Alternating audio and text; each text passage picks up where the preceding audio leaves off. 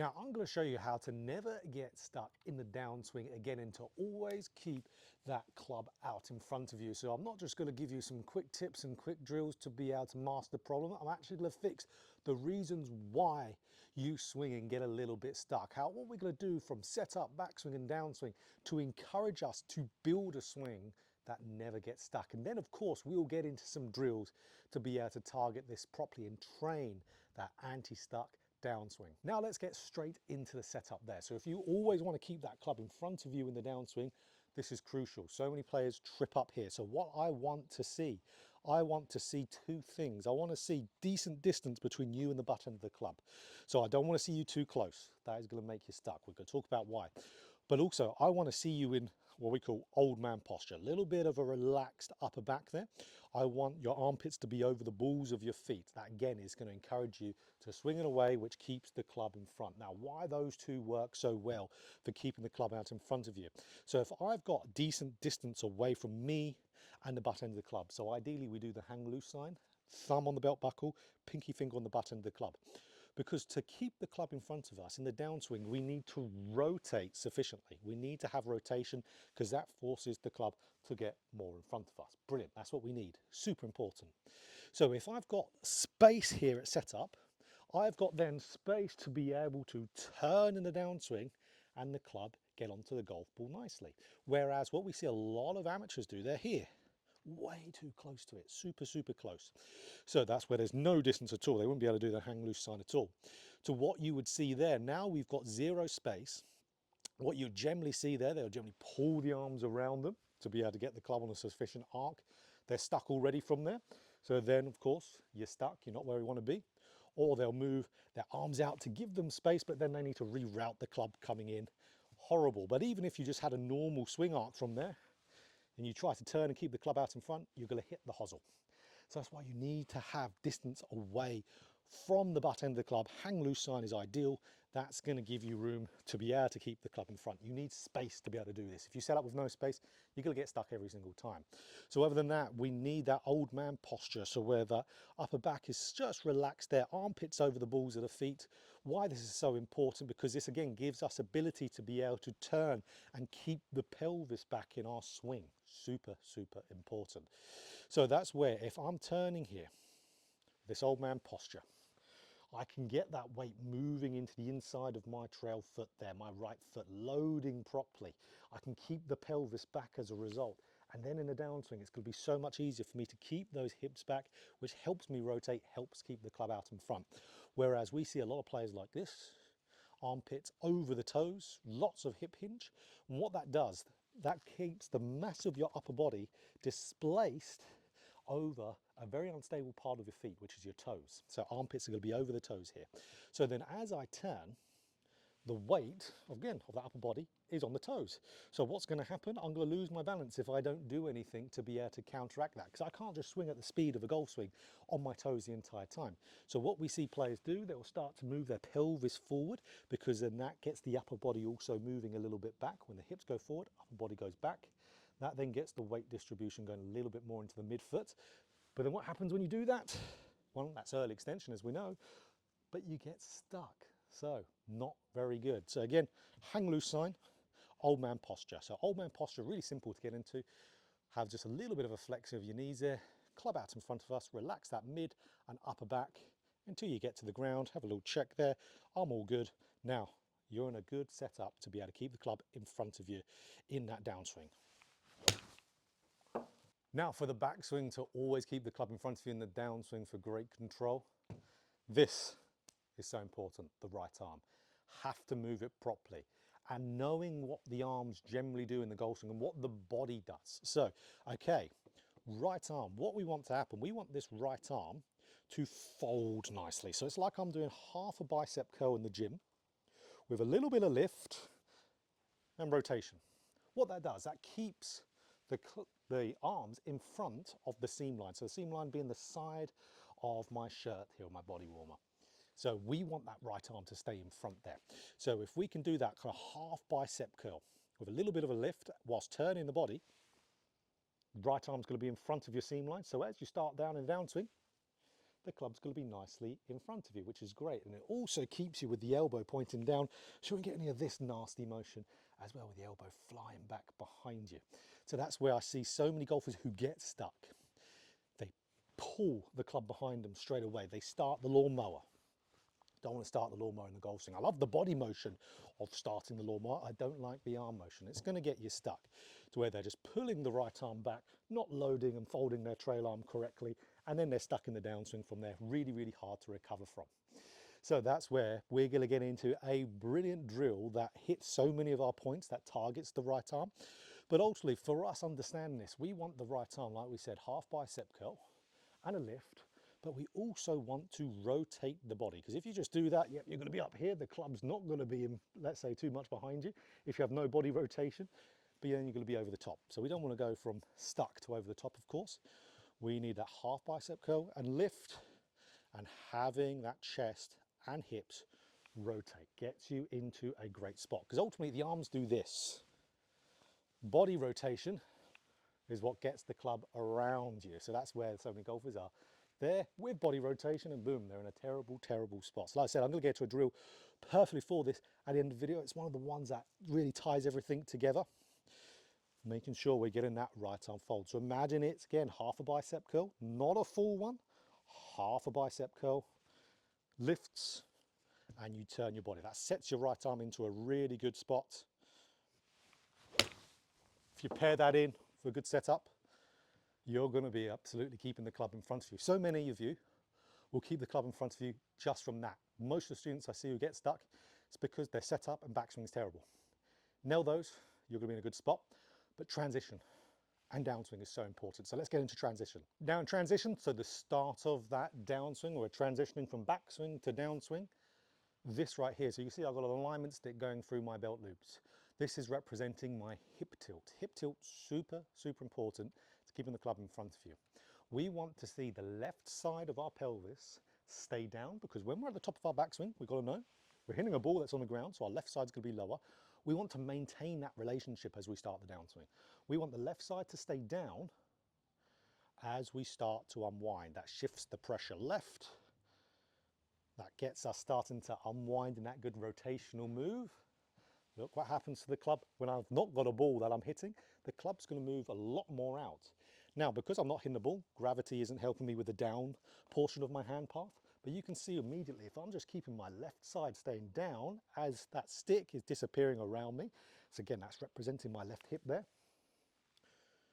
The club immediately gets more out in front of me. Not too much so, but it gets out in front of me nicely. Super important, because what we see so many golfers do who get stuck, if they're in a great spot at the top and good setup, they do this. Big hip bump.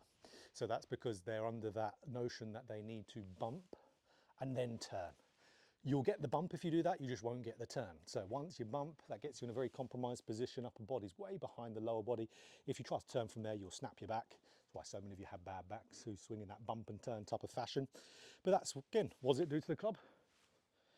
Gets it stuck. So almost like the Tiger Olay kind of move. That was more from right side pushing forward, which will also get stuck. And this will prevent you from doing that. But we're going to get into that point in the next portion there. Making sure stick is staying down around that represents my hip turn and my hip tilt. We need to do that to be able to keep the club in front. Helps that rotation force the club to stay in front of us. Okay, now for the downswing and how we're moving through the golf ball. Again, two things that we need to do, because we could have brilliant downward hip motion into a really good bumping down. Surfing the wave down is a good way to view it. But we can still trip up from there, because I am one who has gotten a little bit stuck going through the golf ball in the past. It's horrible, it's so annoying. But what we want to do to always keep the club in front is two things. We want to continually now turn, especially with our chest. Keep that chest turning. If we keep that chest turning, you'll notice all the nice things. The club's going to stay in front of you. It's going to stay moving on plane. You're going to notice the hand path will start to exit more left around you, rather than getting this nasty looking release pattern. You will have this release pattern, but we generally shouldn't see it. It should be behind the body by this point. That's the chest turning. If you don't see that, if you see this all the time, that's because your chest has stopped turning. That's so important. Number one for that is keeping that chest turning through the shot. But secondly, this right leg, we touched on it in transition. This right leg needs to stay in a functional spot. I see so many golfers do that. Now we're stuck. See how the right arm's immediately behind me, so is the club. So I want this right leg to stay and feel very passive, because now we're hitting, of course, moving into that downswing. It's on our lead side is that target. We need to use the lead side to be able to move ourselves nicely through the shot. So that's where we want this right leg to feel passive, which is then going to make it bank and keep that turn going through there. Where again, if we get stally, we're going to get stuck, because that's going to make the hand path drop down and flippy. But also from there, if we drive that right side forward, try to rotate with the right side of the pelvis, not good as well. That's going to get us super flippy going through the shot and stuck last minute. We don't want to waste it last minute. Keep that right side quiet. You've got to use the left. It's one of the hardest things with golf is, again, many hard things with this sport, is to get really good at it, we need to use the non-dominant side of our body very well. So again, keep the chest turning, keep the body turning in general, but the chest is super important through the golf ball, through impact. Keep that turning, keep the club in front, make sure this right leg is passive. So our drill is going to really target this, and our drill to target everything in a very holistic way. Oh, that was a lovely strike. It's a really good cue for me to keep that chest turning, is just whip it through. But we're going to get to 2 drills that we could do really different at different times for sure, but we can do them together as well. But as you can see, because those drills are going to target pretty much most things we've really talked about here today to keep the club in front. Super simple, which is why if you made it to this point, good on you.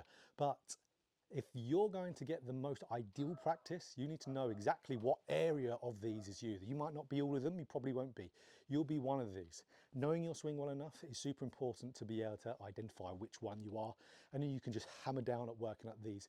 These drills are going to help you, but if you need that one-on-one help, you can always, again, fire some lessons over to me on Skillest anywhere in the world. There's a link in the description to that. Doesn't matter where you live, we can work together one-on-one. I can tell you exactly what you've got to do with a great plan. But let's get straight into the drills to do. Okay guys, so these are the drills. So ultimately there's 3 drills here. I think I might have said 2, but there's actually 3 of them. One of them is to work on it in a very simple way. These all work on it in a simple way, but knowing what we've talked about before would really give some good context to why these drills are going to be so useful for you out there to target all these points as well as you can. So that's where this is one of my favorite training aids of all time, JChownGolf connector. And if you want one of these, there is a link in the video description. I was going to say a link in the discount. There is a discount there, of course, if you want to pick up one of these. Really good, because like we said, the right arm is really important in the backswing. This nails that immediately. We can't get pulley behind. You can only fold up in that nice half bicep curl position to be able to do this well, but this also really works well for downswing. So it really helps you to be able to turn. That's why this is so helpful for me. I use this every practice session, because I can get a little bit off in the backswing, I can get a little bit off going through the golf ball, like my chest rotation can get a bit slow sometimes. This ultimately keeps the arms at bay and makes you have to use the body more. So really good for backswing structure, folds up the arm nicely, really good for turning through. So let's do a few here. Really like this. So it's just such a good training aid. It's like my practice at the moment consists of just doing as many of these with this ball as humanly possible. Again, keeps my backswing in a good spot, keeps me turning through the golf ball very nicely. Good, okay. Gives that nice Tommy Fleetwood looking finish as well. He's pretty good, isn't he? So that's a great way to work on. If you're suffering with the right arm, suffering with backswing structure, or you just want a basic drill to keep you turning through impact, good one.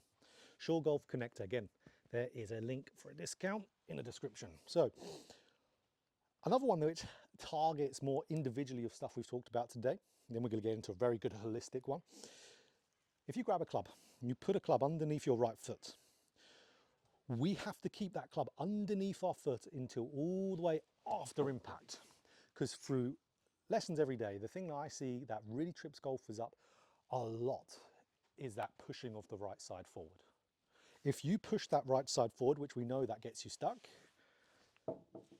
the club's going to drop straight away. So you can do this in a very basic way of just having the club underneath your foot, letting it go after impact, still shifting your weight. You don't want to hang your weight back to keep that underneath, but it's going to keep you so that right side stays more passive and you're not going to get stuck as a result. Oh, brilliant. You have really nice striking from there. Another brilliant drill to do. So again, knowing exactly what's causing you to get stuck is so important. Or if you can, you're not 100% sure, hitting these will be a really good place to start. Also, as you can imagine, you could work on both of those at the same time. You absolutely can. You could be one man, 50 billion drills, or one woman, 50 billion drills, for sure. Thirdly, if you just want super simple, holistic way of working on this, here we go. So this is a drill you've seen probably tons for getting stuck. If, again, you would be only clicking on this video if you do get stuck. So that's where you've probably done this drill before. Knowing the why behind you getting stuck is so important, which is why we're getting into this video. We know the components to get into our golf swing for it, but super simple. If you just get a stick, put it through your belt loops, just like so, equal sides, and then just make sure you're not hitting this in the downswing. So got to have that nice rotation in the backswing to get there. Again, we don't just want to lift up, we want to have our good backswing structure, but then from there, if we get a little bit slow, let's say with our rotation of our upper body, we're going to hit that.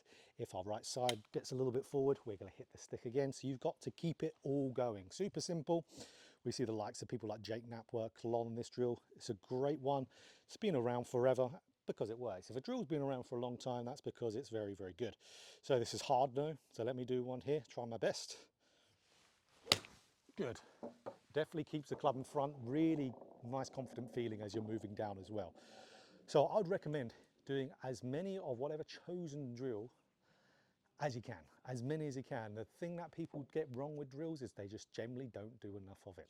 They'll think, okay, 3/4, or not even that, they'll think 1/4 to half their practice of a drill is perfectly fine. It's not at all.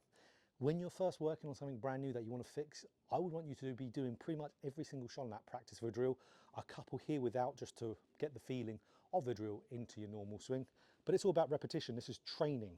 I think that's something that a lot of golfers shy away from, is they want things to happen really quickly, is changes, and we just know that's not going to happen. Only if a fault is very slight or not many, let's say, joints and muscles are involved in that motion that you've got to fix, maybe then you'll be able to fix it quickly. Wrist angles can be fixed fairly quick if you know what you're doing. But things that's the whole body like this, it's going to take some time. You've got to be patient. You've got to keep working on it day after day. Turn up to whether it's a net, whether it's on the driving range, whether you're in a simulator, and put in the work. That's what you've got to do. There's no shortcuts to it. So again, if you need one-on-one help, that's down there in the description. Of course, I've got loads of courses as well. The course for rotation will be brilliant, and early extension will be brilliant for this as well. Targets all those bits. If you're not rotating well or you're early extending, you're going to be getting stuck. So those are good ones to have a good watch over as well. So if you enjoyed this video, click that like button. For more golf instruction just like this, hit the subscribe button, hit that bell button too to be notified every time I put out a video.